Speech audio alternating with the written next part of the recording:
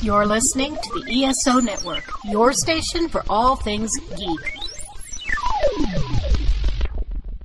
Hi, I'm Joe Heath. I'm Toni Heath. And this is the Watch-A-Thon of Rassilon. That you are listening to with your ears. Congrats! You win.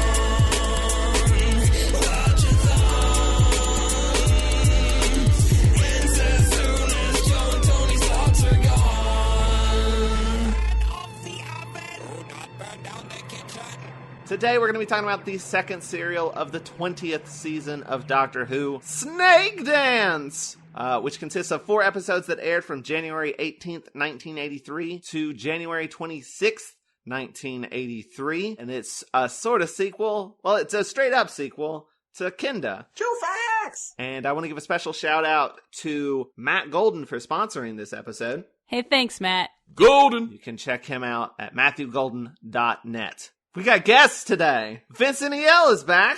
Hi, I'm a person. How you doing, Vince? Melting, but otherwise I'm okay.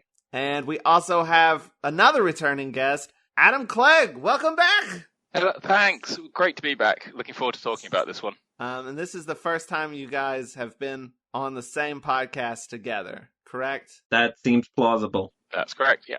All right, let's see how well your dynamic Let's see goes. which one of them will win. I don't dynam. There will be a death match before the podcast is over. Okay, I'll lose. Well, it's a rap battle, so you might not. Yeah, I'm pretty bad at freestyle, though.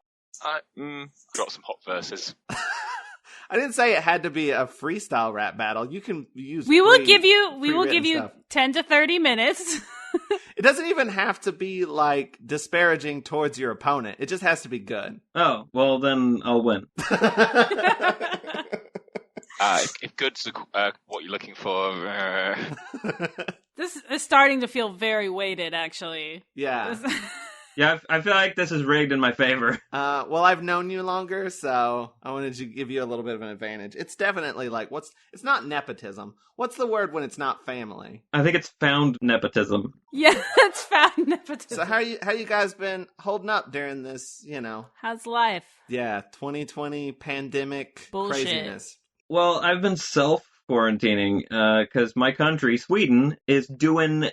pretty much nothing. So I'm trying to take care of myself. I've been using up my guaranteed vacation that we have in our country. Sounds nice. So that's something, but I'm running out of days, and I'm about to have to go back to work, and I'm probably going to get sick. Wear a mask. And Adam, how are you holding up? Okay, I mean, yeah, in one of the countries with one of the highest death rates and worst responses to the virus, so that's lots of fun. But I'm working from home. We're going out, but not much, and we're taking a lot of precautions. I now just whisper for people's letterboxes, do you want to hear my opinions about Doctor Who? Because, I'm not getting a chance to share them very often at the moment. Get your Twitter. That's what it's for. I'm glad we are giving you a better outlet than whispering through a letterbox. So, hopefully, anyway. So next up, we're looking forward to my Power of the Daleks critique, but they'll just have to wait, I guess. Speaking of talking about Doctor Who, let's talk about Doctor Who. All right. Let's talk about... Good segue, Joe. Nice. Yeah, nice. I'm great. I'm a wonderful podcaster. Let's talk about Snakedance. Well, you're really putting that new pop filter to work, huh? Oh, am I? Yeah, didn't even think about that. All right, so let's dive right into episode 1, which I have called Snake Dream. That all of these titles are gonna have a theme. Oh, boy. Snake D something. So first one is Snake Dream. So we start with a guy in the desert with a cool necklace, and we don't learn who he is for a very long time. That's what your notes sure do say. We've already hit the point where I've forgotten what happened in the episode. I mean, I've forgotten most of it. I'm mostly here to either not say anything or derail the podcast. So that's my job here, because I have terrible memory and also social skills. I know we brought you on for a reason. Can we just acknowledge the Doctor Who predicted Burning Man? I like this look of this dude a lot. We'll later learn his name is Dojin. Wait, this is the old guy who comes back later, right? Yeah. And for like the okay. first 3 episodes, Thank you, he Vince. just sits in the desert with his eyes closed, taking a nap, and he's wearing a blue necklace. I had a hypothesis about this guy, and it was not confirmed unless I missed it. My hypothesis was that he was one of the characters from Kinda, that he was one of the young people. Nope. I also thought that. But yeah, this guy they just randomly insert him into the first 3 episodes just to give you a little So bit that when he finally shows up in the last one, you're not like, who? But you still are. Well, no, they talk about who he is. There's a lot of like backstory about Dojin said by other characters. What was he? He was the director. There's a guy named Ambril, and he used to have that guy's job. Yes. And then he kind of went like very religious and ran off into the mountains to be with the snake dancers. That just happens sometimes. Yeah. I have a little question to people who paid attention. The planet that this serial takes place on, is it the same planet? No. It confused the heck out of me for a good portion of it. It's a different planet, but they're related? Like they're just ancestors? the Mara have been on both, I suppose. In Kinder, Diva Loca is where the Mara kind of flees to after it's defeated on the... I actually can't remember the name of the planet Snakedance, even though I just watched it this morning. Manusa or something like that? Totally separate planets. I would say that the old man, as you said, he's set up so we know what he is later. He's essentially Chekov's gun. If Chekov's gun was an old man who's really into crystals. Which turns out it is. Chekov's gun? Yeah, it's an old man who's really into crystals. They recently discovered that to be the case. It's a Russian translation error. That's what it is. Yeah. I thought it had something to do with Star Trek. I don't know a lot of things. So let's get past this guy in the desert because he's very unimportant for a very long time. Well, let's get to something more important. Nissa's new outfit. I'd wear that. One of many 80s inspired looks in this particular story that is possibly the most new romantic in design that Doctor Who's ever been, I think. I love it a lot. I do think maybe it's a bad idea to have stripes on film because it like gets all... It freaks out the censors. I believe they call that moire pattern. Yes, thank you. See, you know some things, Vince. Yeah, but not things that happened in the episode. You know things related to what happened in the episode. But she is desperately trying to get the Doctor to notice her new outfit, and the Doctor is completely oblivious, which is in character. He's done that before. Sure. He's more concerned about the fact that the coordinates have been changed on the TARDIS, and they figure out that Tegan must have done it. Tegan's just taking a nap. And she is having a nightmare where she's back in that void, that black void that she was... I guess it's the same void from Kinda. But then it turns into like a snake mouth cave thing that she floats up in CSO glory. I think it's really cool. I love when Doctor Who gets like visually trippy.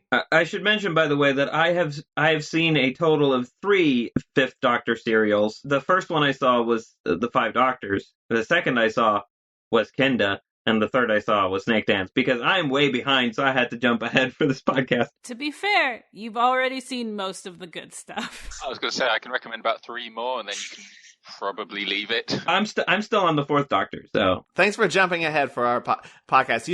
We specifically said, be sure to watch Kinda before watching this one, because this one is a direct sequel. Yeah, that made sense. That was a good recommendation. Because, like, I feel like the only other thing that you're like, might need to know is Adric's not here anymore. There's a very, very brief reference to Omega at the beginning of this serial. Because they've been doing that at every serial. They'll just be like a little bit at the beginning where they're like, hey, remember what happened last time? It's not important. Let's move on. They even do that with Adric. When they get rid of Adric, they're like, remember Adric? Oh, yeah, he was sad fine. that Moving Adric on. died. Okay. So when they're like, well, the coordinates have been changed or whatever, Nyssa says something about could it be some residual Omega interference or something, and the Doctor's like, no, that's dumb, moving on. Now we've acknowledged that we're serialized now. Okay. Yeah, but you do need to see Kinda I feel like to fully appreciate this one. You might be able to understand this one without seeing Kinda, but I feel like it helps. Honestly, I didn't fully understand Kinda to begin with. I mean, that's fair. It's a very weird serial, but God, I love it so much. Yeah, I didn't go in knowing any of the secondary characters, so that made it a little hard to follow. Because, like, I feel like, I feel like it probably helps to know who Tegan is. No, No, she's not she doesn't really especially become developed much- at that point, to be honest. Yeah, like Kenda was the first episode where I was like, I think I like Tegan, whereas before she was mostly just kind of there. And Nissa, of course, isn't even really in Kenda. She just took a nap. But yeah, you need to. I feel like you do need to see Kenda to appreciate this. I feel like Snakedance clears up some stuff that happens in Kenda, like clears up the mythology a little bit. Yeah, I feel like I got a lot more context out of Snakedance than Kenda. Which, by the way, I can't say Snakedance without hearing Bassman in my head. I can't not hear Bat Dance. I just goes Snakedance. That's the song. By what are their names? Babylon Zoo. Yeah, them. Never heard it. I think it's a European thing. Yeah, it was in a Levi's advert over here, and it was massive in the, I want to say, mid-90s. You're not missing out on a lot. It's got a pitched up chorus, and the verses are not. It's a band. I don't know. Well, release your remix, and we'll edit it into the podcast. No. Okay. So she's having this nightmare about cave snakes, snake cave, snake dream. Cave of Snakes is my title, by the way. Man, I miss those good old The Cave of episodes. So we cut to, there's a snake statue that has a crystal in its mouth. And we see the owner of this statue, I guess, and his name is Lon. And he's apparently famous, but I've not seen him in anything. I've seen him on the covers of like British shows, like Doc Martin and Martin Clunes. This is just before. Well, no, this is well before he hit big. He got really known in this country for Men Behaving Badly, which was like a '90s sitcom, BBC sitcom, big over here. And yeah, he's been one of these people. He's kind of on TV constantly. He's never like really made the leap to film or anything, but he's been I guess what you'd call a consistent TV actor. And you're right, like Doc Martin was the last thing I think he was in that was big. But this is Snakedance. I think I first probably saw at least a clip of Snakedance. Particularly in the 90s, when they used to do they used to quite regularly do these before they were famous shows. Mm. And of course, showing Martin Clunes, who Men Behaving Badly, is playing a kind of a lad, drunken lager, showing him like being louche and wearing makeup and going kill them. Inevitably, the clips were used from Snakedance. I like this character a lot. Which of the characters are we talking about? I'm trying to piece the memories together. Lon, he's the boy, The little shit. the son. Oh, the early Culkin prototype. Yes. Why did you say so? This guy looks exactly like an early Culkin prototype. Like, I love all of his outfits, even the ones that I have discovered people find very silly. I love them all. You are right, and you should say it. He's got that cool ass snake earring. He's a little shit. Yeah, he's a little shit. Yeah, I enjoyed his shitness. He does look like he should have been on the cover of like Enemy in the early 80s with his synth new romantic band. But no, I think he's brilliant in this. I think he's so good because he is so good at playing like you just said, like that little shit, that kind of bored aristocratic son, just looking for kicks. And no, it's a fantastic performance. So I used to work at Barnes & Noble, and we had a Doctor Who set up, like a whole section of Doctor Who DVDs and stuff. So I've seen the cover of Snakedance a bunch of times, and for the longest time, I don't know why, but I saw the picture of him on the cover and assumed it was just that the character was a lesbian. I don't know why. I thought it was a woman with very, I don't know, lesbian tropey outfit stuff going on, and I dug it. I was like, that is a good aesthetic. I mean, I think you can make an argument that the character is coded to be gay. Maybe not a gay woman, but yeah, I mean, it's like I said, there is a reason Snakedance clips always get used when people would go Martin Clunes before he was famous. This was like his first television appearance, or first or second. I think he had like a very minor role in something else before this, but like this was like his first sort of major television appearance because he's playing sort of a more main character. But I think he does a great job. I like his character a lot. He's very funny and very just good. He's just good. So Tegan is asked about her dream by the doctor, and she openly tells everything. Whereas the last time the doctor asked her about her dreams in Kinda, she said, Dreams are are private. So then we meet Tana, or is that how you pronounce it? Tanha? I don't remember. Lon's mother. And she wants him to go to the caves. They're all supposed to go to the caves. But he doesn't want to. But he's bored. He's a very rich, spoiled boy. But they're about to do a big anniversary ceremony. It's been 500 years since the defeat of the Mara by the Federation, I guess. Lon's dad was the Federator? Was the Federator? I don't remember. He's still alive, but I don't think we ever see him. He's very sick. Is he? Yeah, he's like dying, I think. Something. If I remember correctly. I don't know. I don't think we ever see him, but they talk about him. But I do think he's not dead. But he's going to be the Federator? Is that... I don't remember. He'll take over. It's obviously like it's not a position you get on merit. And so Lon's going to be doing the ceremony because he is the son of the Federator. I do like how much she's like, that's the whole point of being rich and in power. Is to like do whatever the fuck you want. That's his mom's whole deal.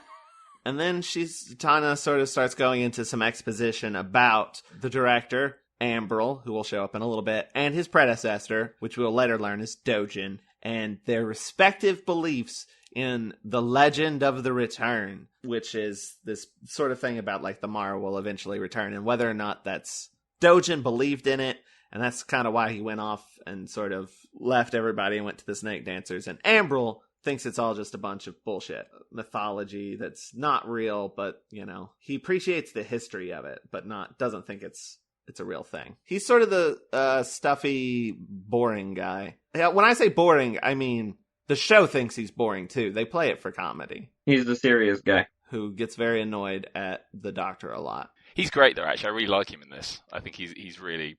He plays kind of the perfect Doctor Who official idiot. So the Doctor says they need to figure out this dream thing, because dreams are important. Dreams are private. Dreams are private, and they're important. And talks about a frogman dream, which I like that little story, which is was it a guy had a dream that he was a frog, but then didn't know... When he woke up, he didn't know if he was... A man had a dream that he was a frog, or a frog that had a dream that he was a man. Are you a frog? Is this the moment when the Doctor's inventing the iPod? Yes, he's inventing the iPod, or at the very least a Walkman. He's making his hypnotism device for Tegan. He puts it on, and then they hypnotize her. I hate that thing, by the way. It puts her in like a terrifying state where she's like just barely conscious. Oh well, that's actually later. Before they do that thing, they actually hypnotize. They like have her regress and stuff, and then she recounts the entire plot of Kinda. Just in case you didn't have a friend to tell you to watch it.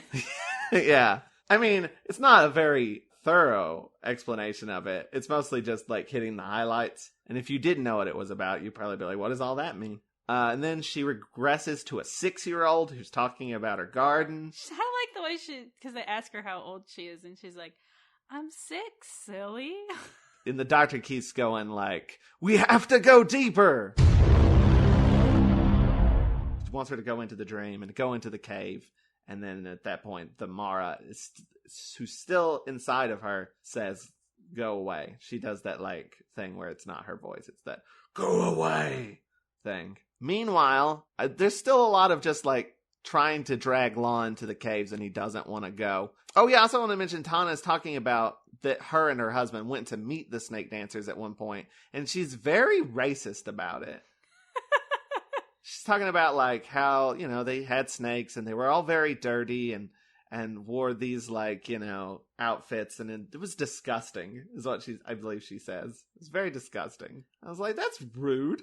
This is definitely one of those anti-colonialism themes that creep in Doctor Who from time to time, I think, because they all talk about being the Federation, which you presume was an outside force that came to the planet. I mean, it's never stated, but you pick up, and that's when you've got like the director who's really interested in the past, but only as objects. He doesn't like believe, so he doesn't believe like the Mara's coming back or anything.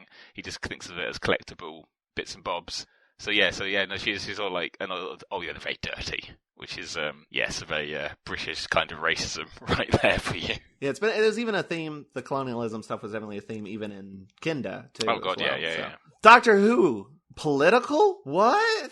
Not back in my day. No, everyone knows Doctor Who only became political in 2017 when Jodie Whittaker was cast. Before then, it had never been political. Don't be ridiculous. And then there's a great bit where Ambril does show up and says, "Let's go to the caves." And they talk about the statue, and he's like talking about how, like, you know, I don't know, valuable the snake statue is and stuff.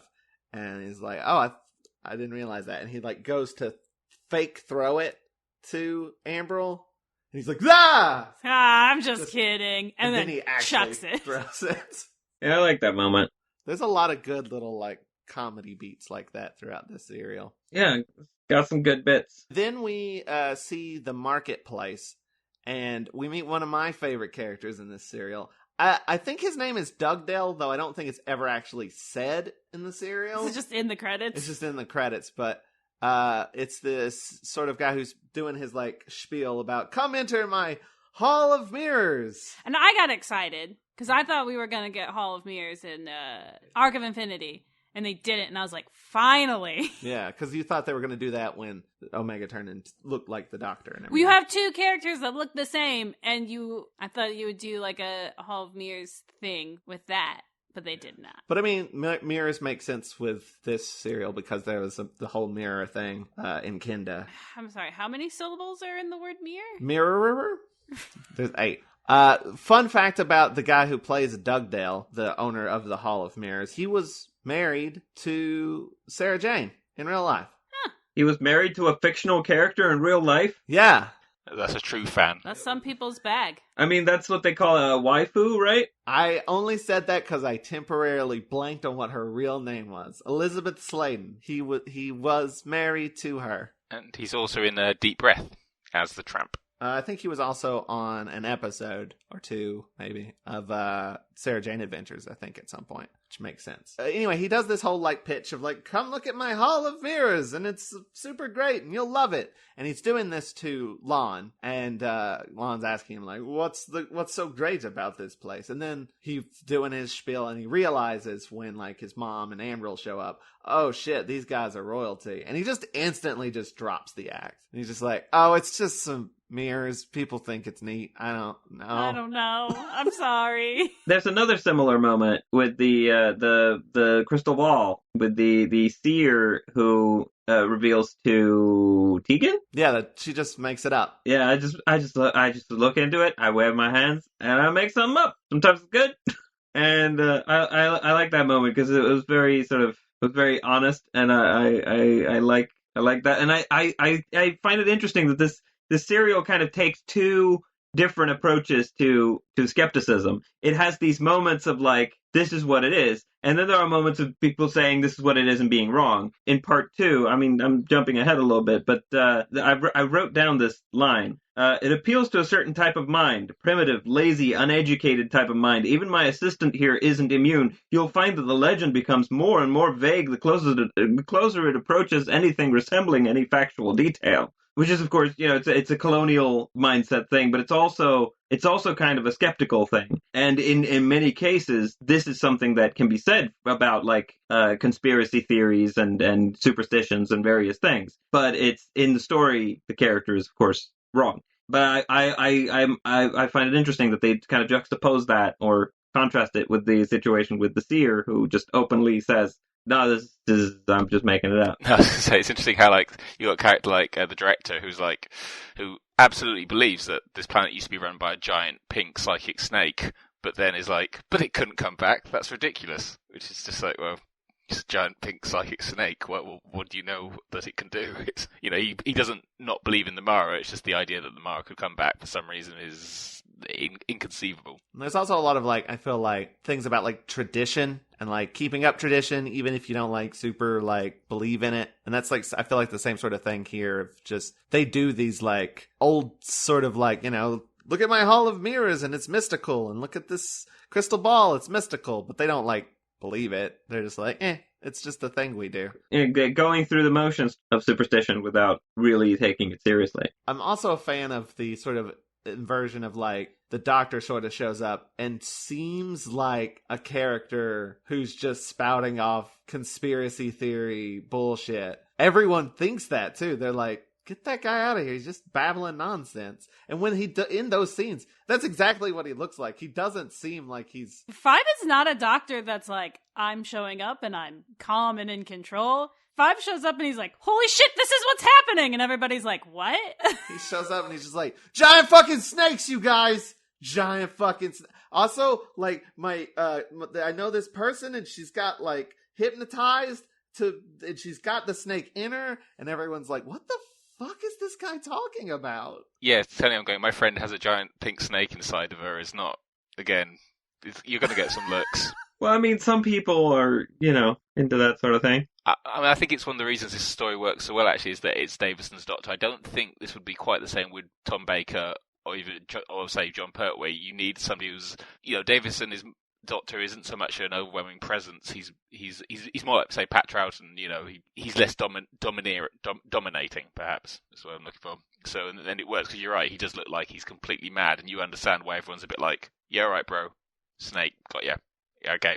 It's so good. I feel like this is an interesting way to write a story for this Doctor specifically. Like, yeah, you're right. Like, Tom Baker would have just came in and been way too confident, and like everyone would have just been like, "You're stupid for not believing me." Whereas this Doctor is like, "Please believe me, it's true. What do I gotta do?" And it's been sort of a theme. It's been happening a lot. I feel like with Davison's, like this one and Black Orchid and stuff like that. He's way less competent, but in a way I find more interesting. This is when Tegan gets the little... Yeah, they tweak the hypnotism device to block out her dreams. But also, like, they show her, like, point of view, and it's, like, very narrow tunnel vision. She can only focus on so much at a time, and she just seems... And she's deaf, too. She can't hear anything. And she just seems out of it. It does look a little bit like the Doctor slipped her some acid as well as gave her the device, because it's got that, it's kind of that almost traditional Doctor Who monster viewpoint effect, isn't it? That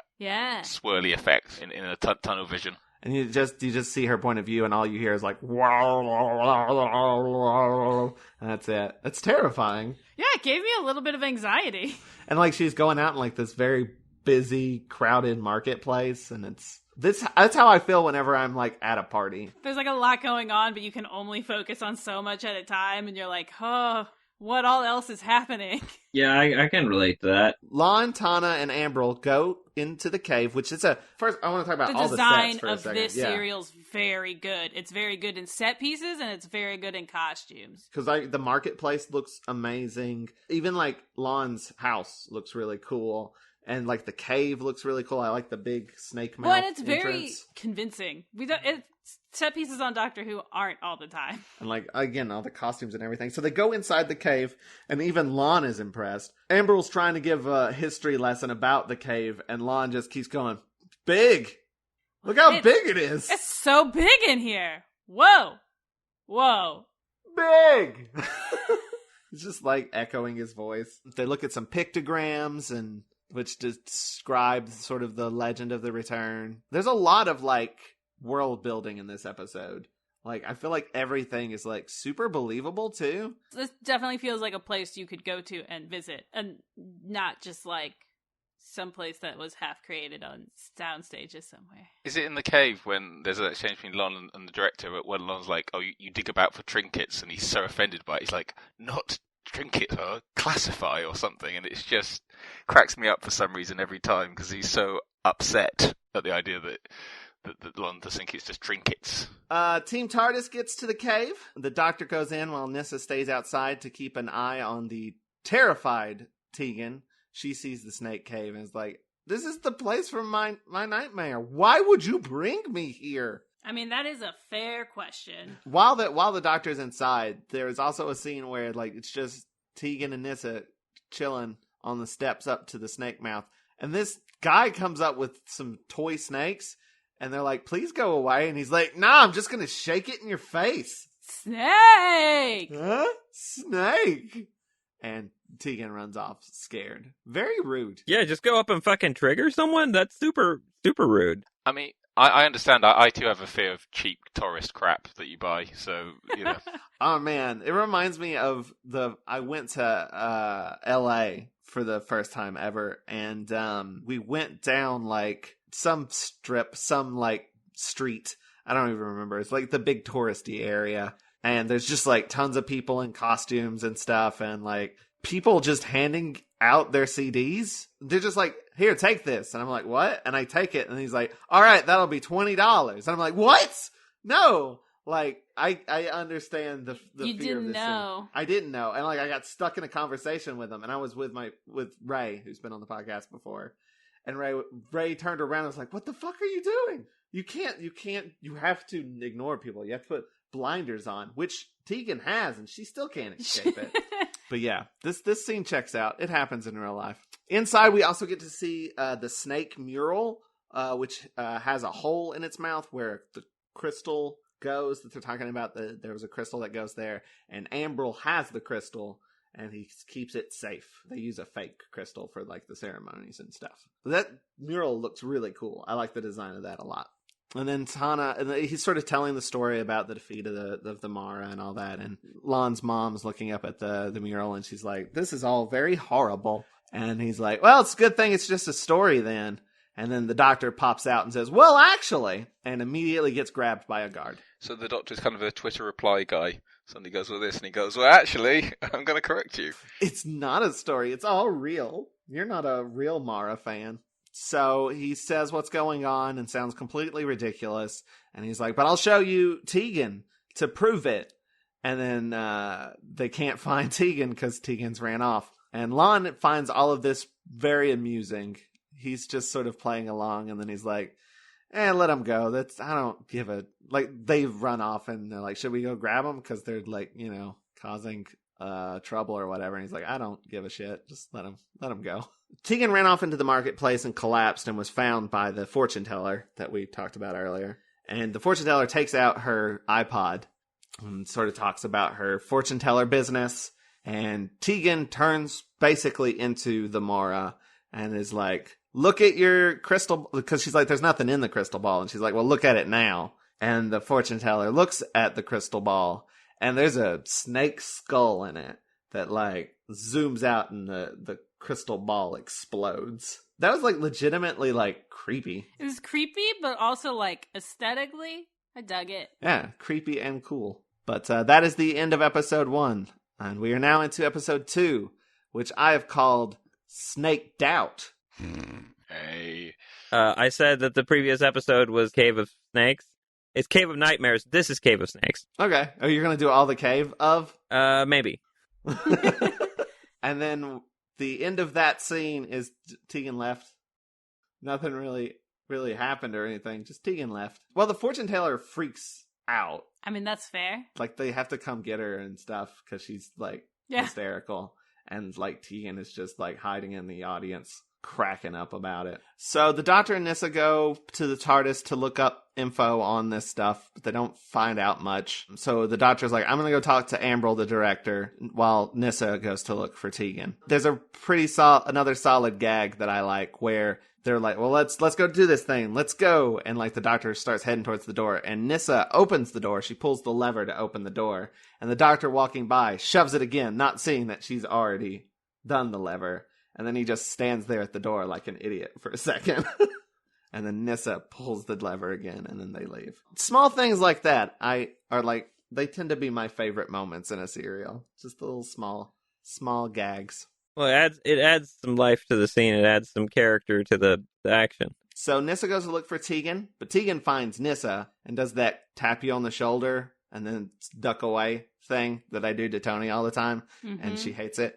And she's laughing about having freaked out the fortune teller. And then Nyssa's like, whoa, that's rude. And Tegan actually breaks through for a moment and is like trying to talk to, like, get help. She's like... Trying to do get help? She's trying to do get help. Get help! She's like, I think the Mara's back and it's through me and then, like, help me. And then goes right back to being the Mara and runs away. The doctor goes to Ambril, learns about the ceremony, that it's going to happen, and he's like, oh, you can't let that happen. You have to cancel it. And Ambril goes, oh, all right, sure. Now get out. But like he's just being a jerk. He's not actually going to cancel it. But I did like that bit because he's like, you need to cancel it immediately. And Ambril goes, okay, we'll do that. And the doctor's like, wait, what? How great would it have been if the doctor just believed him and spent the rest of the serial just sitting around like drinking tea? It'd be fine. They're going to cancel it. It's fine. He promised. He said he was going to cancel it. Yeah, absolutely. How different would this serial be if Ambril meant it? He's like, yeah, I'll cancel it. Why not? Just to be safe. But as I feel like we've learned, some of our political leaders don't care about safety. It's weird. These serials keep being politically relevant to today. What's really weird about it is that there's never been politics in Doctor Who before. So it's weird how you keep finding it in there. Well, obviously it wasn't political. It became political because the world changed to be like Doctor Who. This is all Doctor Who's fault? Yeah, Doctor Who made everything happen. I blame Russell T. Davis's gay agenda. So Tegan hides in the Hall of Mirrors, which, by the way, when she goes through, like, it's not a door, it's like a curtain into the Hall of Mirrors, and every time she walks through it, it does this, like, ting, ding, ding, ding, tingling chime noise. Very good sound effect. And she laughs at the mirrors, and she has herself a good time bouncing up and down and doing a little dance. And then one of her reflections has a skull for a face. It's the snake skull from the crystal ball. I actually really like this effect. I thought it was very good. I enjoy this whole scene. Is this when it moved like a puppet head? I mean, it happens a little bit later, but yeah, it talks to her and the mouth opens and stuff. I like that a lot. It's creepy. It's good. Yeah, I like that. So Ambril is being unhelpful, doesn't want to help the doctor, but his assistant, Chella, is sort of more like interested in this stuff and thinks maybe the doctor isn't just crazy. They say something about the Legend of the Return, and Ambril doesn't want to talk about it because he's like, it's dumb. And so the doctor has to ask Chella about it, and he sort of says, the morrow will return when the minds meet in the crystal. That's what the legend is. And Ambril says that the legends are nonsense and not even correct. And to prove this, he shows the doctor this artifact, the Six Phases of Delusion. I love this joke so much. But it only has 5 faces. And the doctor's like, well, what is it? And he's like, well, it's a headdress. And he's like, well, could you put it on? And he's like, yeah, I'll just rub my fingers all over this artifact and put my greasy head in it. Sure. And he puts it on, and then the doctor's like, so you said it's only has 5 faces. Well, actually... Count them again. This doctor is the well, actually doctor. He's like, your face is the 6th face. Boom! He's so offended by this, too. Ambril's like, get the fuck out! We'll not have you questioning my authority. I do like this gag. I mean, it's very obvious, I feel like. Like, how did this guy not realize that the person wearing it would be the 6th face? He's just that dumb, though. That's what happens when you believe your own bullshit too much. You stop being able to think thoughts. You stop being able to think critically? Yeah, it's real sad. You get stuck in an echo chamber? It's just you. Yeah, it's an echo chamber of one. Yeah, Tegan is talking to a reflection. Dugdale kind of sneaks in and is watching this. And I think we also get, like, some explanation of, like, why is these mirrors not working like they did in Kinda? And the snake's like, oh, it's not a circle. It only works if it's a circle. Gotta be completely in a circle. Otherwise, I fucking love mirrors. Super true. Like, what they say in Kinda is, like, it can't stand to look at itself. And that's why a circle... It's lampshaded, but it's not well. Tegan gets a sweet tattoo on her arm of a snake, as she did in Kinda. The third time's the charm. Gonna stick one of these days. There isn't a third Mara episode, or serial, rather. There was going to be at one point, but I think the guy who wrote it is like, I can't figure it out. I think Big Finish have done unsurprisingly, have done a follow-up featuring the Mara. But, I think the thing about the snake tattoo is there were things. I mean, it could have manifested as like some Chinese letters that you don't know what they mean or something. Just says snake prance. There's going to be a new Who episode with a snake tramp stamp. Yes! So, the doctor has left, and Chella follows him out and is like, I somewhat believe you. and gives him a small crystal, blue crystal. I don't know why he does. I don't know, test this out. Anyway, here's a gusher. Anyway, here's a plot thing. That's what it looks like. I literally bought gushers after we watched this one because I couldn't stop thinking about eating them afterwards. And it's like always in the snake's mouth. Yeah. So it looks even more like a gusher. And I bought them and I ate them and they were good. Dugdale, after seeing Tegan talk to herself, and she's now fully become Mara. Tegan, there is no Tegan, only Mara. He's very impressed at her performance and thinks that they should team up. They should do a duo. She yells at him a bit and makes him sort of her butt monkey in a way. Her servant, I suppose. I like that he's like, that's pretty good. That's a pretty good magic trick, right? Please? please be a magic trick. So she sends him to go collect Lon. She wants Lon. So Dugdale goes to Lon and tells Lon that he's been summoned. And Lon, meanwhile, has refused to go to a party that his mom wants him to go to. And she's like, that's fine, because your attitude sucks. And then she leaves. And then she comes back and goes, please come to the party. But he doesn't. He stays behind. But he does go with Dugdale to go to the Hall of Mirrors. Tegan holds her hand out for him. And he goes up to take it, I guess. Greeting, I suppose. And then she just locks fingers with him. And he screams. And then he's also got a sweet tattoo. Also, he's not that different. No, his personality kind of bleeds through more than Tegan's does. It's just that he's already kind of a dick. Yeah, we had a discussion about it when we were watching it, where it's like, I feel like part of the reason why that is because he's 90% going along with it, just out of sheer boredom. Whereas Tegan was, like, protesting more. Where he's the amount of control being exerted over him is very little. It's more of like a suggestion. Like, hey, you want to fuck some shit up? And he's like, yeah, okay. I kind of took it as, like, it's not as strong yet. Like, it becomes like that over time. Because, like, Tegan's was kind of dormant for a while, but influencing in some way. And then it kind of took hold more. I don't know. That's how I interpreted it. I think the Doctor's got a line in the 4th episode about Lon still having a lot of his own personality.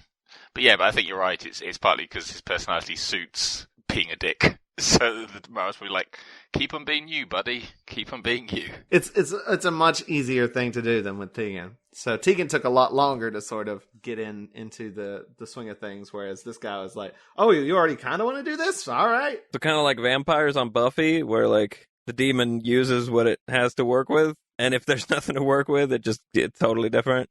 So, meanwhile, the Doctor and Nyssa have gone back to the cave to study the pictograms, and they sort of figure out what the pictograms are about, and, like, the crystal puzzle, which is, I think they figure out that the crystal, it's like tones mental energy or whatever. So they're going to go test that out with the crystal he has. I don't know why they have to go to the TARDIS to do it. I don't know why they can't just do it in the cave. But they go all the way back to the TARDIS to test out the crystal. I don't know. There's no real reason for it. This is an era that's really obsessed with getting as many TARDIS scenes in as it can. Like, I think you see the inside of the TARDIS during the Davison and during Colin Baker's era more than you do at any other point in the show. You know, like Tom Baker tended to land, might have a scene in the TARDIS, goes out, maybe a scene in the TARDIS at the end, and that was it. But Genty and Say would love their TARDIS scenes. I mean, I like being in the TARDIS too, but we had the set, might as well use it. But I mean, you have the cave set too, so might as well use that as well. Well, they used it a fair deal. That's true.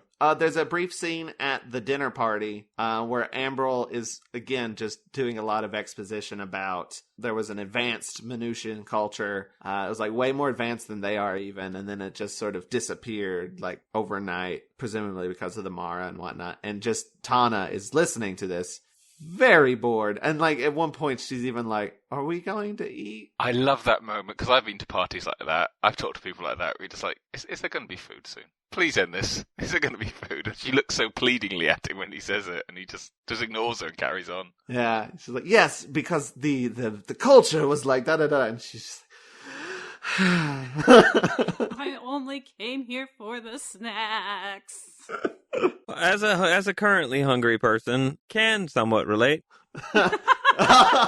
You're very bored by our just discussing the history of Snakedance and just want some food. Yeah.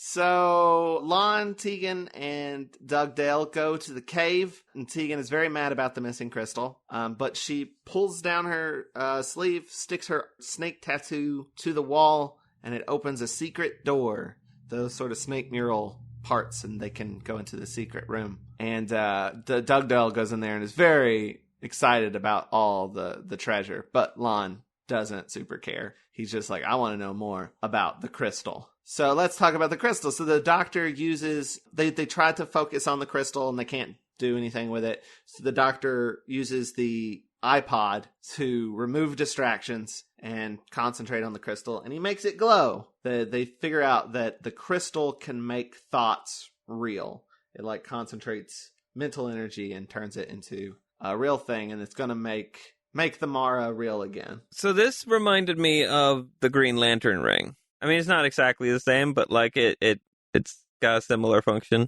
Yeah, it used mental energy to make cool shit. Except in this case, it's bad guys using it to make snake people real. To make snake. Make snake.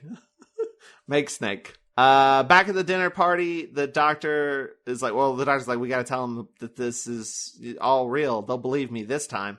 And he interrupts the dinner party and says, stop everything, snakes. And is quickly taken away, dragged out of the room. I mean, you've got to love his optimism on this. Like, he has no further proof. I mean, he's found out more, but he's got no further proof. He's like, but this time they won't think I'm a raving lunatic. Oh no, they think I'm a raving lunatic. And it's like, wow. So Lon and Tegan figure they need to find the crystal, and they got to go do that. But they're like, what should we do with Dugdale here? And Dugdale's all like, oh, hey, I could help you guys out, or I could just forget that I saw you. Whatever. I'm cool. I'll go with the flow. And don't kill me. And they're like, don't know about that. And then they just keep saying to look at them. Because I think there's to sort of cement the Mara's control, you have to look at them. That's part of what the mirror was about, I suppose. To sort of more cement taking control of Tegan was to just look into the skull. Basically. But he doesn't want to look, but then he looks, and Tegan's eyes are red as she says, look at me. And that's the cliffhanger. That's the end of episode 2. And we are now to episode 3, which I've called Snake Diary. Okay. Is that a spin-off of the Princess Diaries? Yes. But weirdly, the spin-off came out years before the original did. Oh, do you have a cave title? Cave of Crystals, or maybe that's part 4. No, it's Cave of Crystals. I think we'll go with that. All right. So the doctor is put in a really awesome prison cell. Oh, that set is great. It's moody as all get out. It's like the wall, the bars don't go straight up and down. They like lean out a little bit in a way that just makes it look very interesting. Just as well it looks good, because he's going to spend the rest of the episode there. Right. Yeah. This episode is probably the most fillery episode out of the serial. I mean, I still like it. There's a lot going on, but when I made GIFs for this episode, I was like 10 minutes in before I found anything visually interesting. Yeah, I mean, there's not too many attempted escape. It's not quite Frontier in Space. They don't keep escaping and getting brought back. And I guess they do learn things about it, like there's more stuff about the crystals, but it's a really interesting choice to keep the Doctor.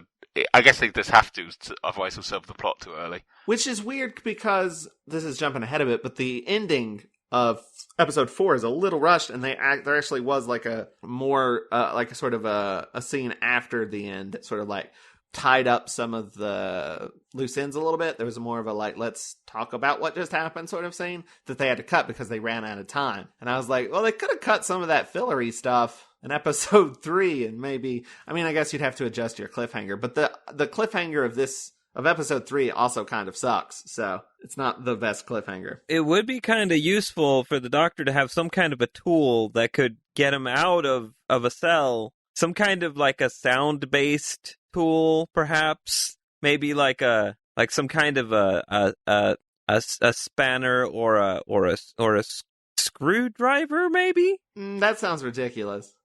Also, Vince, I guess you probably know, but it's been destroyed. I don't remember that. Well, you haven't gotten there yet. You haven't seen it. And I guess that's one thing I could have also prepped you on. So, yeah, because I think J&T didn't like it. I think his thing was it makes the Doctor too powerful. So obviously the advantage of the Doctor not being too powerful is he spends entire episodes in jail, I guess. It's a choice. I don't know if it's a good choice, but it's a choice. The Doctor is in his prison cage, and he talks with Chella a bit. It's basically what happens is Chella just keeps coming in and giving him plot points. Speaking of cages, Lon returns home and is very cagey. Hey!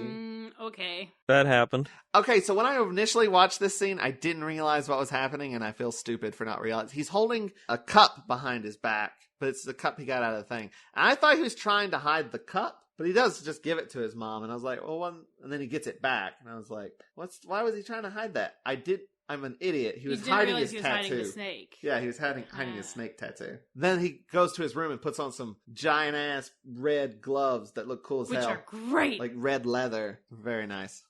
He changes those out for a different pair of red gloves, which look brighter red, and they look like, you know when you get those like lobster claw oven mitts? Yeah. Nope. Though they look like lobster claw oven mitts that he wears later. But right now they look just like dark red leather gloves. They're very cool. Red leather, yellow leather. So Nyssa sort of sneaks in and finds the Doctor and is going to try to help him break out. Meanwhile, Ambril gives his assistant Chella Dogen's diary. That's where the title of this episode comes from. And has him read stuff to sort of be like, see, he went crazy. He's not to be, like, Dogen didn't know what he was talking about. But, like, Chella reads it and is like, this is actually interesting and ties in with a lot of stuff the Doctor's been saying. So he takes the diary to the Doctor for him to read. And I think there is one point where they're talking about Dogen, and it cuts to a shot of that guy in the desert. And I don't think they had any shots of him in the second episode. And so they have to be like, hey, don't forget this guy. Also, we're kind of sort of hinting that this is Dogen. So while he brings the Doctor the diary, the Doctor says something like, Nyssa is hiding, so she can't be seen. And the Doctor's like, you couldn't have brought me something more useful? Like, the key to get out of this cell? Chella's like, I don't have the key. And he's like, oh, I suppose that's probably in Ambril's office? He's like, yeah, probably. The Doctor's like, yeah, the key is in Ambril's office? And Nyssa sneaks out. I thought that was very good. So Lon, meanwhile, comes to Ambril and says, hey, I had this great idea for the ceremony. What if we use the real crystal that you said you have? Let's use that in the ceremony. Put that in the snake's mouth. That'd be pretty great, right? And Ambril's like, no, we can't do that. It's too priceless. And then Lon's like this? And holds up the cup. Ambril legitimately does a double take. Like, what? And is very excited, and he's like, where did you get this? And he's like, oh, I was in the cave, and I found this room, and it just was scattered all over the place. And he's like, scattered all over the place? How much? Was there a lot? He's like, yeah, sure, why not? I can give you more if you'll let me put that crystal in the snake's mouth. Seems like a decent trade. And so they're actually going to go look at Lon's going to go take him to the cave so he can see. I really like, by the way, the entrance to this, like, the secret room in the cave. The mural? The door. Where she puts her arm to it? Slides open. Nyssa finds the key, but is immediately caught by Lon's mom. Like, what you doing? Ambril and Lon are going towards the cave, but they get distracted a bit by a Punch and Judy show? And Snake. Punch and Judy and Snake. SnakePunch. I was trying to figure out because one of the puppets in the show had a weird voice effect of some sort. The one that was hard to understand, and I couldn't figure out what it was. If it was like an effect box or something, or if it was like a physical thing that somebody put in their mouth to do that voice.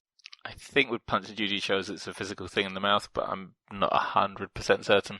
Do they usually have that? That kind of voice, yeah. I've never actually seen a Punch and Judy show. I've seen references and stuff, but I'm not sure there's something that's really travelled much outside of this country. But it's, what you see in Snakedance, where the snake comes in, it would normally be a crocodile. Oh. Don't ask me why.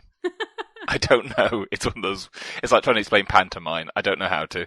But yeah, where you see it's almost exactly like a normal Punch Judy show, but with the Mara instead of a crocodile. I knew that it was Punch and Judy. I didn't know about the crocodile. I mean, it reminds me a little bit of the Kinder, the gesture in Kinder. You know, the guy with the little puppet. Oh yeah. And they thought the doctor was a clown too. I have fantastic news. What? It is a physical device, and it's called a swazzle. There you go, Vance. It's a swazzle. Swazzle? I gotta look that up because you need to get a swazzle. Yeah, I guess so. Swazzle, also known as a swazzle, swazzle, or swatchel. It's a device made of 2 strips of metal bound around a cotton tape reed. That makes sense. I mean, I can picture it. I don't see a picture of it, but like I can imagine something like that making a sound like that. So I haven't seen the rest of the 20th season of Doctor Who yet, but this is the second serial out of 2 serials this season that have had like a puppet show in them, because there was one at the end of Arc of Infinity as well that Omega checks out and enjoys. Is there a puppet show in every serial this season? God, I hope so. I don't want to spoil that for you. I hope so. I really hope that there's a puppet show every serial.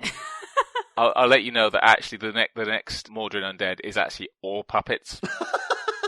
Yes! I hope you're not joking. You probably are, but I hope you're not. While they're at this show, they also get some glow sticks, so they can see in the cave, I guess. A sweet snake rave that they're going to later.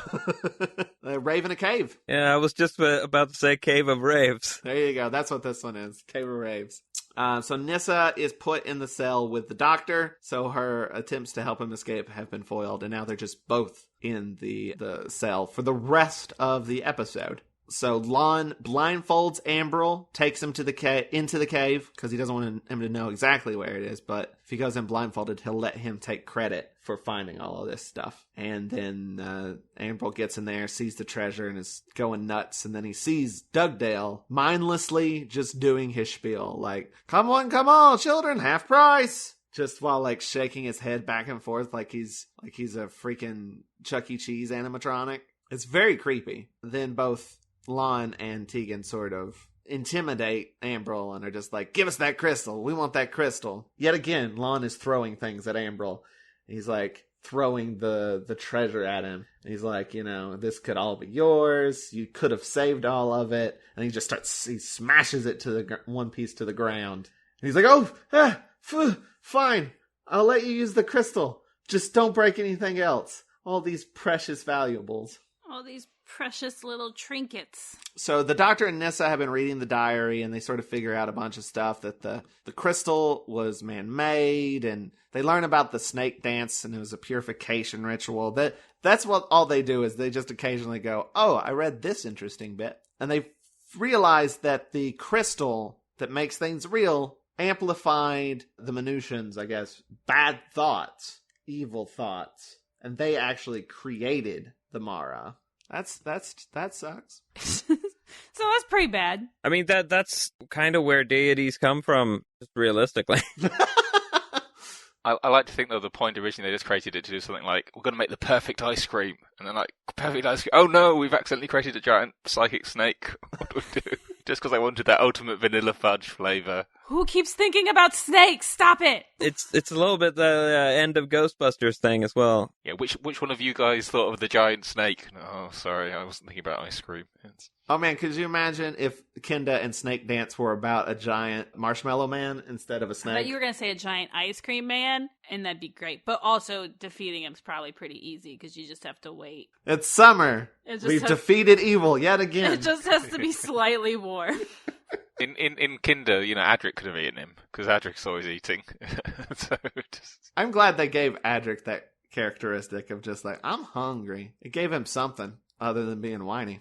By the way, am I the only one who read Kinda as kinda, and then when they started saying Kinda, just heard Kinder? Yeah. Yes. Yeah, I did the same thing. I was very disappointed that it wasn't kinda. I don't know why.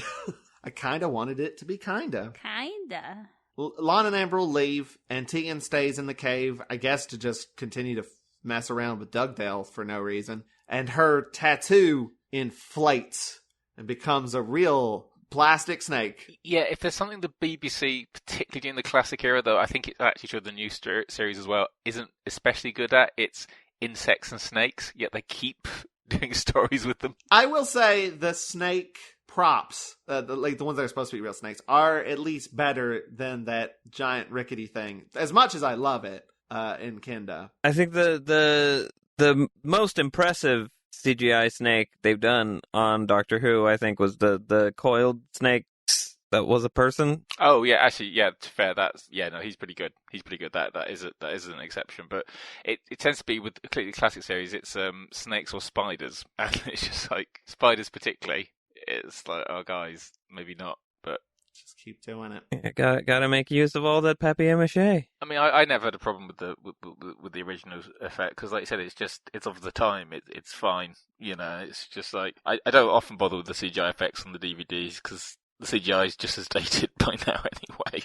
Yeah. And also, that's not what I want to see. I want to know what it looked like. If I wanted to watch New Who, I'd just watch New Who.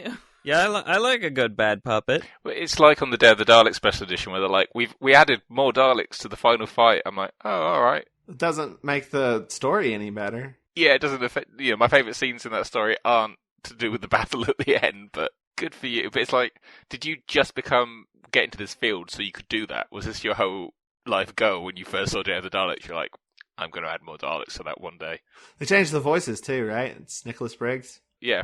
And again, I'm like, well, that's the thing, if you want to do that. But I don't get it. Like, I feel like that's more money that could have been spent animating a missing serial. Yeah.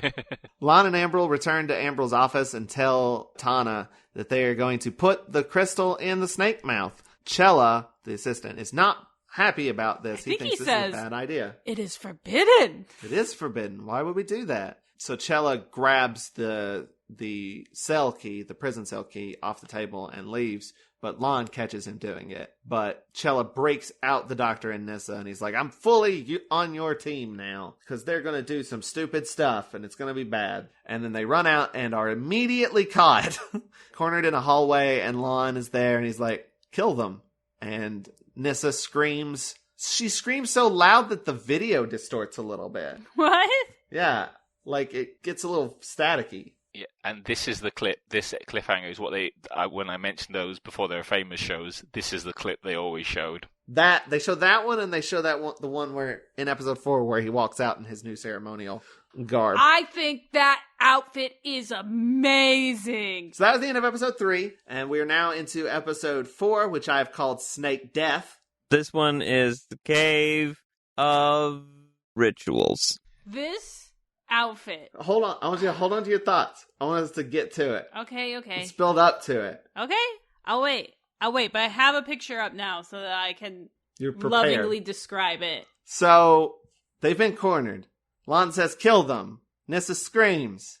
Tana's mom shows up and says, hey, stop that. Or Tana, the mom, shows up and says, hey, stop that. What are you doing? And Lon's like, they want to kill me. And she's like, do they? And the Doctor's like, no, I don't. I like how she's like, well, he said he did it. And if he wants to kill my son, he has to tell me. That's the law. So they all sort of go back to Ambrel's office to discuss whether or not they're going to murder people. Meanwhile, the ceremony is starting. They're doing parades to the streets, and they have this giant snake puppet that they dance around with in the streets. I love the snake puppet because it feels like a reference to Kenda. It looks better than the one in Kenda, even. It's fun, too. Like, and again, that's another part of, like, the world-building thing, I feel like. Like, this feels like something that would actually happen. It feels like a real festival, yeah. It's very pink. Is it pink? Yeah, it's pink. I thought it was the one in red. Kenda's pink.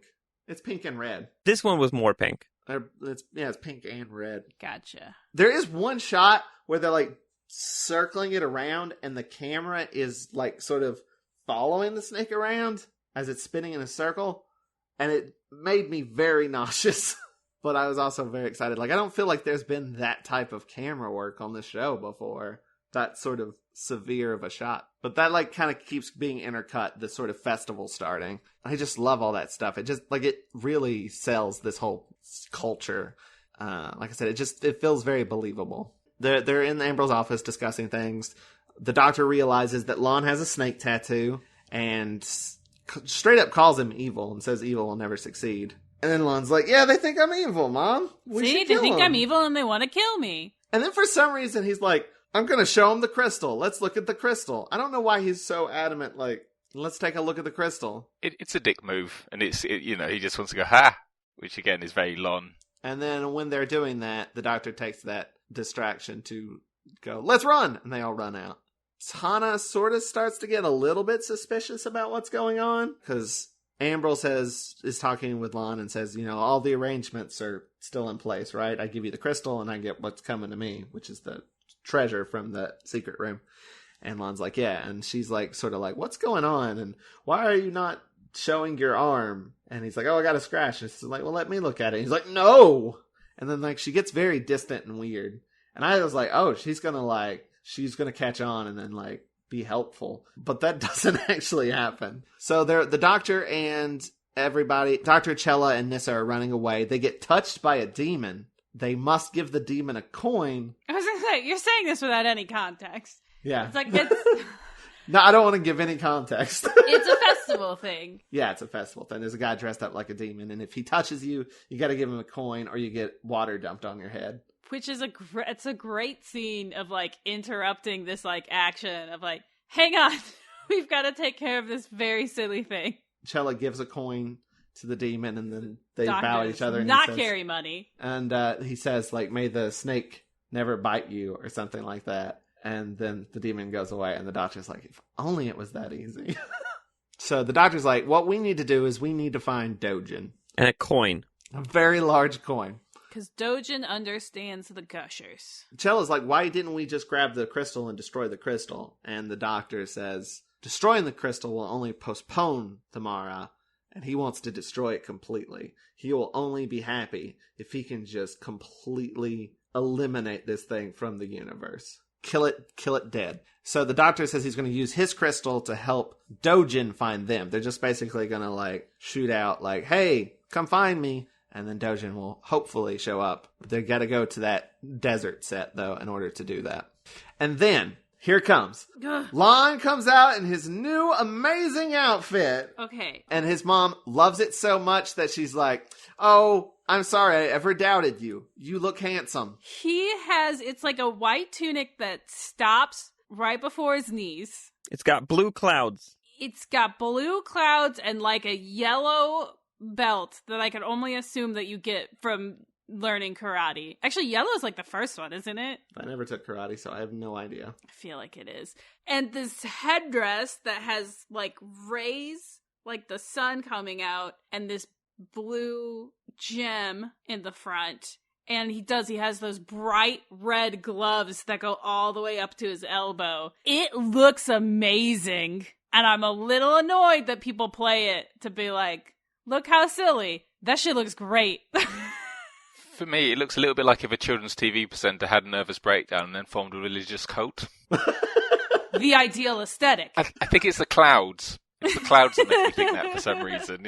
I mean, that sounds like something that happens in the UK a lot. I feel like that's an actual news headline that I've probably seen at some point. So Dojin does arrive. He shows up. The doctor and Dojin sit across from each other, like cross-legged, and he pulls out a snake, real snake. This is the actual real snake that they use. Though I think they cut and then they have like a fake snake that's biting them. I believe on the making of, Peter Davison said that like this was the first time he'd ever actually held a snake ever. Really? And he was like, did not enjoy it. They let the snake bite their arms, both of them do, and then they start to communicate telepathically. The camera zooms way in on Dojin's face, and his eyeballs wiggle. Like they put an effect on, so just the area around his eyes just sort of waves. And then he says a bunch of cool-ass shit. This was when it got wiggly. That's when I thought it would cut to like a shot from Kenda of one of the young people. That makes sense. But this is a completely different planet. So, but no, this is the guy that used to be a director. He used to have Ambrose's job, basically. But he says some stuff. They're like, how do we defeat, the Mara? And he says some very wise things. He says, fear is the only poison. All there is the dance. Everything is the dance. All is the dance. And you need to find the still point. And the still point is inside you. and that's how you'll defeat the Mara. You gotta find the still point in the chaos. These are all his disco singles, and none of them did particularly well. Dojin's disco singles. But I don't know, I liked all this stuff. It's very like, I don't know, self-help guru stuff, but I thought it was all very well written. I liked the dialogue and stuff here. Yeah, the world building overall was very strong in this serial. There was the specifics of the ritual felt very sort of natural to a ritual that would have formed over, I guess, generations, and it all felt very lived in. Yeah, absolutely. Yeah, because that's the next thing is Lon has to do the triple temptation, basically. He gets a task, because they're like, who will stand up and defeat the Mara? And they have to ask it like 3 times before he'll say, I'll do it. And he does, and like, all of the dialogue is very, like, well thought out dialogue, I feel like. It feels like real, like this is actually a ceremony that would have happened. And he has to go through these temptations to prove that he is strong enough to defeat the Mara. And he's like, we put this dust in your hand. It represents fear. And he just lets the fear flow through his fingers. And there's like a just branch of despair that he just drops to the floor. And it's all very communion. I liked it a lot. And then there's like the third temptation, which is the crystal in the snake's mouth. They have the fake one in the puppet. And it's like, it represents greed or whatever. And then he just goes to grab it. And they're like, oh, you can't do that yet. They don't understand that one of the basic rules of improv, which is yes and. And then Lon's like, I understand improv. I'm good. He's like, this is all fake. It's not real. And he smashes the crystal. This is when we heighten the scene. Oh, meanwhile, there's the doctor and everybody, Dr. Chella and Nyssa are going back to the cave to try to stop the ceremony, I guess. There's another small scene that I enjoy where they're getting there and there's like a little ledge or something. And the doctor picks Nyssa up and sets her down. And she goes, thank you, but it wasn't necessary. And Chella gives this face at the doctor like, whoa, you're in trouble? You're in trouble? She told you? Small comedy moments are my favorite. Then things are just starting to escalate in the cave. Lon goes for the real crystal, reveals his snake tattoo, and he opens the door with his snake tattoo, and Tegan comes out. They put the crystal in the snake's mouth, and everyone grabs their heads in pain. When they put the crystal in the snake's mouth too, the mural like lights up, and it's very cool looking. The snake that's grown off of Tegan's arm, she sets it down on the ground and like it starts to grow and get bigger. And the doctor comes in and is yelling at everyone to stop believing. Because like if they believe that this bad stuff's actually happening, the Mara is real, because it's taking all of their energy to make the Mara real. And he's like, stop believing in it and find your still point. That's the only way to stop it. You got to find the still point. And then Tegan merges with the snake. Like the snake has its mouth wide open and her face is in the mouth. And it looks a little silly. Not as silly as Kendo, but it also does look disturbing. Yeah, it's like there's the shot of the snake and there's the shot of her, and it kind of fades between them, and then it just sort of superimposes her face in the mouth. Like, it's not the most convincing thing ever, but it also is still somehow, like, weirdly effective. Where yeah, you're just it's unsettling. Like, oh no, that's bad. It looks like something from an early Tim Burton film.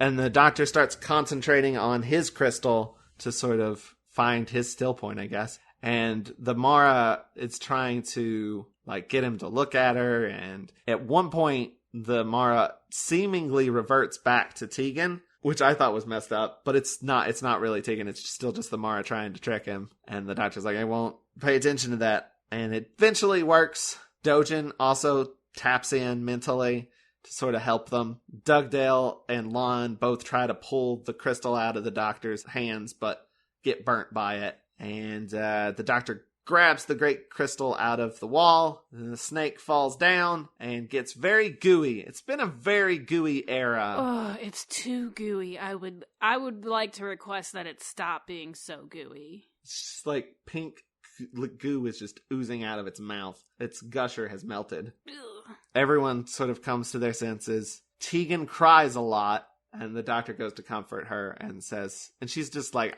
this is traumatic. I was experiencing all of this evil, hateful things. And he's like, don't worry about it. The Mara's been destroyed now. And then close up on gooey snake mouth, and that's the end of the serial. Whew. Yeah, really just blowing past that trauma. They're like, it'll be fine. You're traumatized, but let's just move on. I actually really like this ending because I know you said earlier that there is a scene on the DVD cutscene where they have a bit more of everyone has a little bit of a chat and it's all good and we're going to go now. Cheers, guys. But I watched that and I thought, oh no, it definitely ends at the right moment. Yeah, it's effective. Yeah, it's a lot. It's probably one of my favorite endings in the classic series actually because that's generally not what they go for. Usually they have the blah blah blah. We're all heading off. See ya. Bye. But this is just a bit more. I mean, the thing is, and this is one of the faults of this era, is they're not going to pick up on Tegan's trauma in the next episode. I think it gets a brief mention at the start, and then they go right, next adventure. But it's just so effective. The Doctor trying to comfort her. She's distraught we haven't really touched on it, but Janet Fielding's really good as a villain in this. Like she is so good, and you forget actually Tegan is, after the first episode she is completely possessed. I think it's the longest possession because companions have been possessed or hypnotized before, but never for the majority of the story, I think. And she is so good at it. Like, I think she's better at being the Mara than she is at being Tegan. So no, it nailed it. It's a very good serial. That's a very good impression of the Mara. But that's it. That's the end of Snakedance. We're going to take a quick break, and we'll be back for final thoughts. I'm Brittany Vitrino. And I'm Martha Bartlett. We've been nerds since day one, and we love to talk. And now we're your hosts of But First, Let's Talk Nerdy. Come listen if you like anything from comics, anime, video games, sci-fi, and even history. Just sit back, relax, even join us with a drink in hand, because we'll have one in ours too, and come talk nerdy with us every Tuesday. We are now a proud member of the ESO network, and you can download wherever you like to listen. See you next Tuesday. And we're back. Toni, do you know what time it is? It is about 3:01. Yep. And what time does that mean for the podcast? It's the time where we do this, where you ask me what time it is, and then I pretend that I don't understand what you're saying. Yep. And then we kind of have a back and forth before eventually I just say that it's time for final thoughts. Yes. And? And? I don't know. I just feel like we have to do the improv thing because Adam was chastising people earlier. Chastising is a little harsh. Well, the thing about yes and is it's not that you're supposed to say yes and. Is that why all of my improv partners have been very mad at me? You're supposed to come up with the and, not me. So it's time for final thoughts. Final thoughts. How do we want to do this? I think guess first. That's polite. I think we should alternate. And now is the guess time host. for the deathmatch rap battle to decide who goes first. All right, so let the rap battle commence. We'll let Adam go first to do the rap battle to decide who goes first on final thoughts. I can go ahead and get you started. You can just say, my name is Adam, and I'm here to say... Yeah, and that's about as far as my rap ability goes, so... I was going to do that. What, say your name is Adam? I was going to say what I was here to say, but I'm not really here to say much. I mean, if I'd known this was going to happen, I'd have written down my final thoughts on Snakedance in rap beforehand, and then really impressed you when I came in. But I didn't. Sadly, I didn't know this was going to happen. Yeah, I didn't do that either. Here's my stance on Snakedance. Yeah, this has been Snake in 2, Electric Boogaloo. All right, Adam, you get to go first. My final thoughts on this is that it's absolutely fantastic. I think it's definitely one of the best Davison stories. It's a great script. We've talked about the world building and the themes that come through.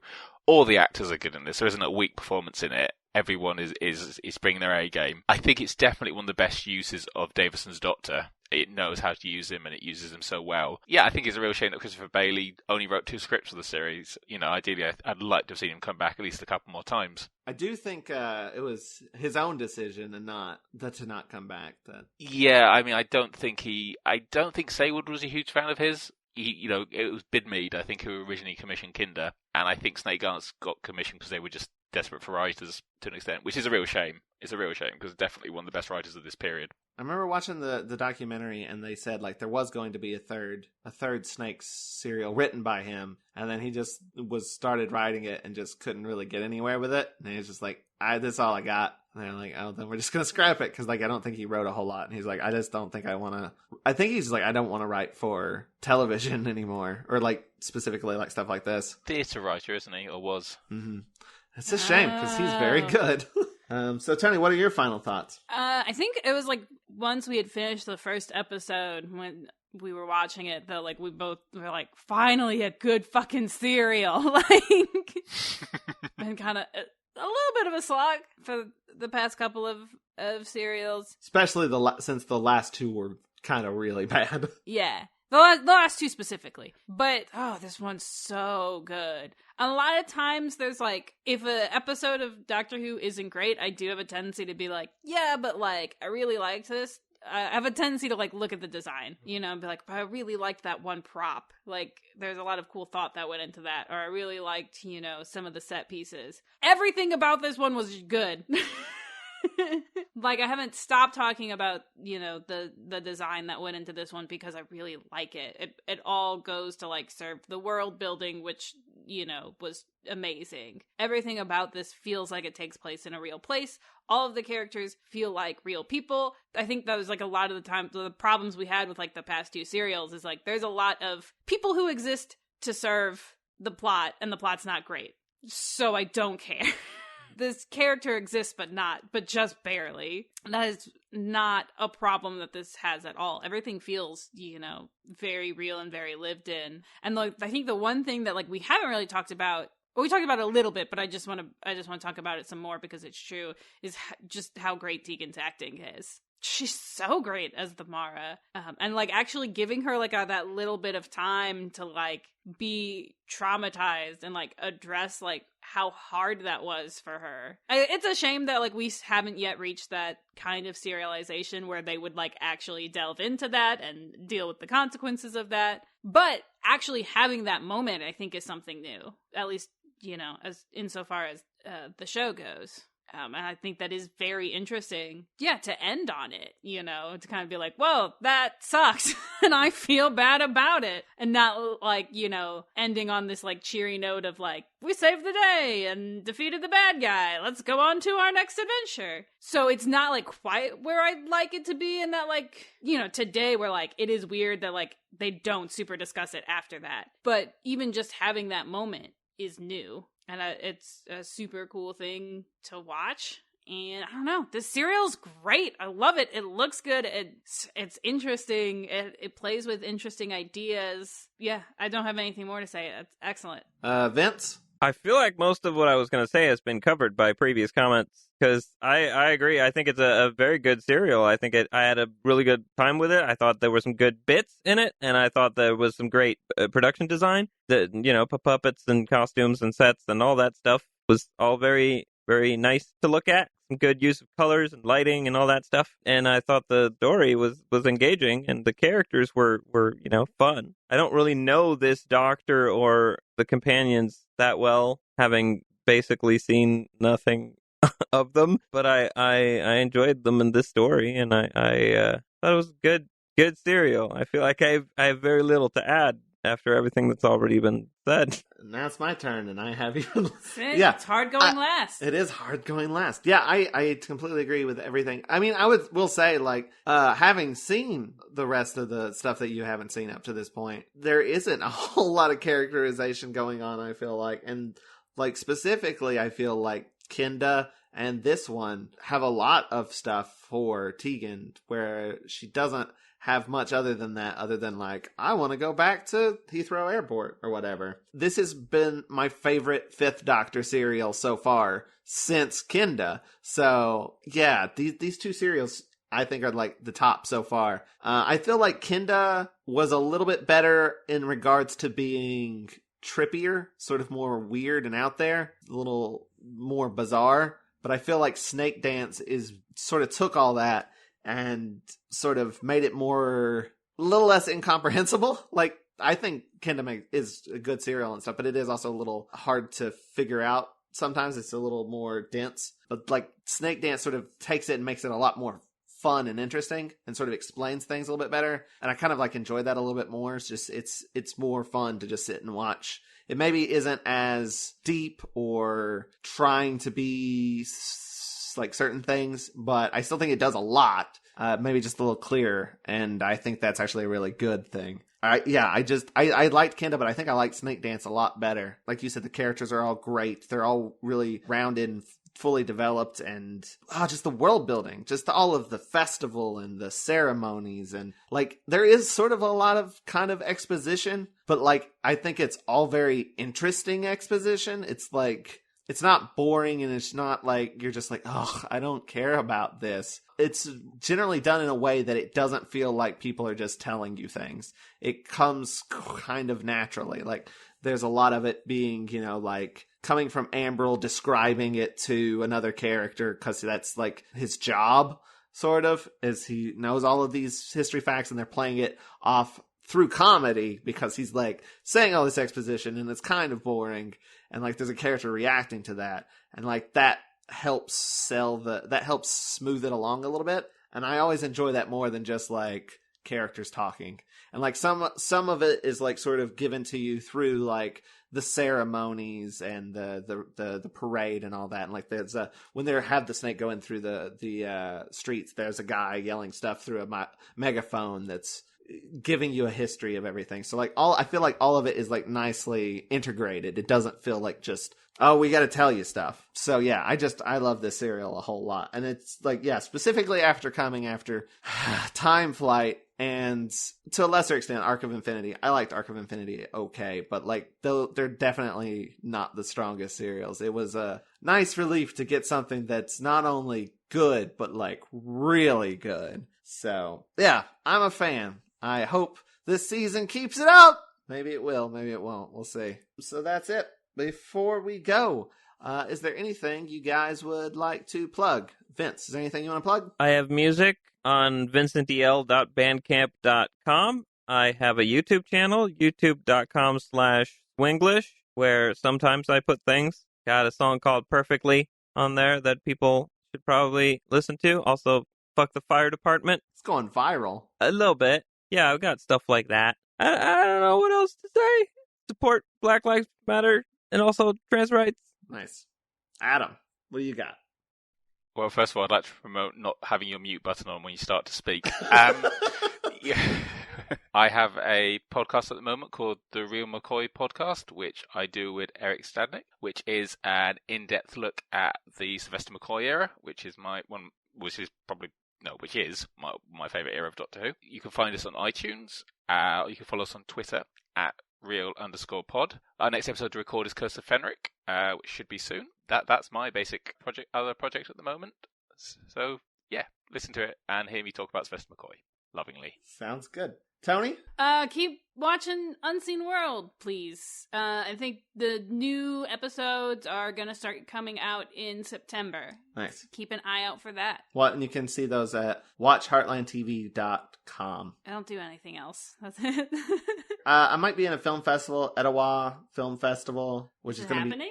It's going to be a virtual film festival, so keep an eye out for that. I'll drop links and stuff when it gets closer. I'm not sure when they're doing it yet, but my two clones will be playing there. In the meantime, you can buy Road Trippy by JB Hivemind, which I wrote with Ray Friesen and Chris Cherry. It's Hivemind. Yes, I'm sorry, it's pronounced Hivemind. You can buy that on Amazon. JB Hivemind has also written another book, but that was me, Ray Friesen, and Vincent E.L. Hi. That book is called The Princess and the Pterodactyls. So check out those books. It's a very silly book. Road Trippy is also silly, but I don't think it's as silly.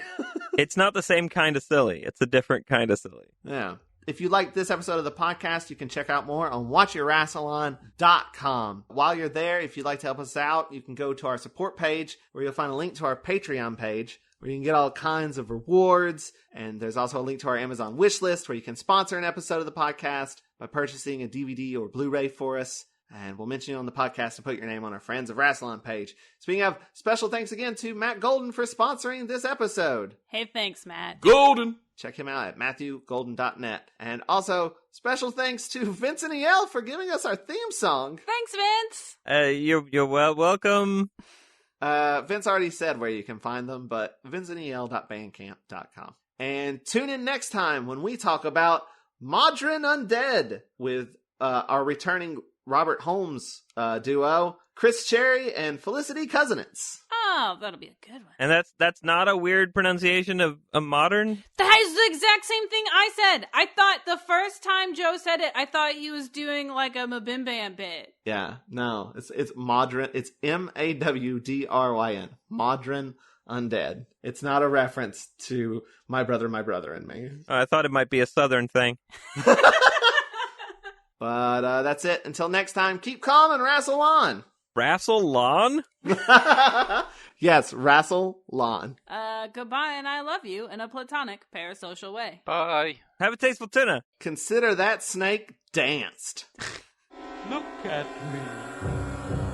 Look at me. This has been a broadcast of the ESO Network. Be part of the crew and help support our shows by donating to our ESO Patreon or by shopping through Amazon.com or the TeePublic store, which can all be found at www.esonetwork.com. The ESO Network, your station for all things geek.